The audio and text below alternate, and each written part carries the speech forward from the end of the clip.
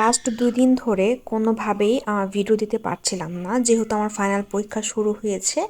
এর কারণে হচ্ছে আমি ভিডিও কোনো রিলস বা কোনো কিছুই পোস্ট করতে আসলে পারছি না। তো আজকে আপনাদের সাথে শেয়ার করব। সেদিন আমি মাটন রান্না করেছিলাম বাসাতেই গুঁড়ো মসলা দিয়ে আর দিয়েছিলাম অথেন্টিক চুই ঝাল। তো চুই ঝালটাও খুবই ভালো ছিল, মাংসটাও খুবই জুসি ছিল আর মাংসটা খুব ভালোভাবে সিদ্ধ হয়েছে। আর সাথে নতুন আলু, ধনিয়া পাতা সবকিছুই দিয়েছিলাম। আর আরেকটা কথা সেটা হচ্ছে আমি এইভাবে এবারই প্রথম মাটন রান্না করলাম। এর আগে এরকমভাবে মাটন রান্না করেনি। একটু ভয়ও কাজ করতেছিল যে কেমন হবে, টেস্ট হবে কি না।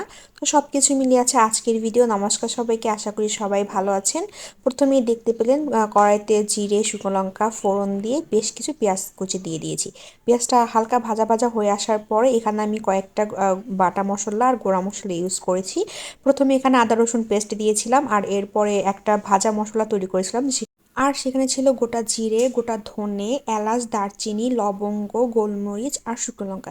এগুলো হালকা ভেজে আমি পাটায় পেস্ট করে নিয়েছি। আপনারা চাইলে ব্লেন্ড করেও নিতে পারেন। এই সব কিছু দিয়ে মশলাটা ভালোভাবে কষিয়ে নিয়েছি। সাথে একটা টমেটো বাটাও দিয়েছিলাম আর দিয়েছিলাম 2 চামচ টক দই।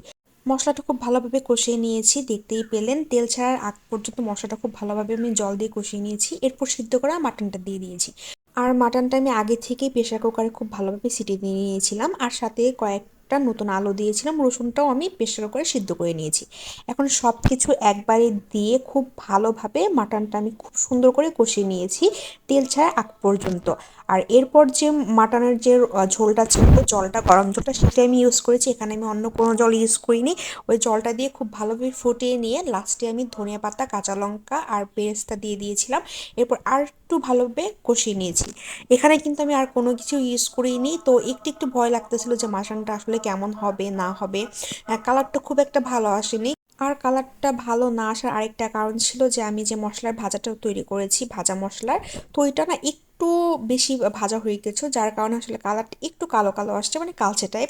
তাছাড়া ওভারঅল কিন্তু খেতে দারুণ ছিল। ও আরেকটা কথা তো আপনাদের বলতে ভুলেই গিয়েছিলাম, আমি কিন্তু মশলা কষানোর সময় চুই ঝালটা দিয়ে দিয়েছিলাম। আর এই চুই ঝালটা এত ভালো ছিল, এই যে দেখতেই পেলেন চুই ঝাল। চুই ঝালের কথা বলতে বলতে চুই ঝালটা আমার সামনেই চলে এসেছে।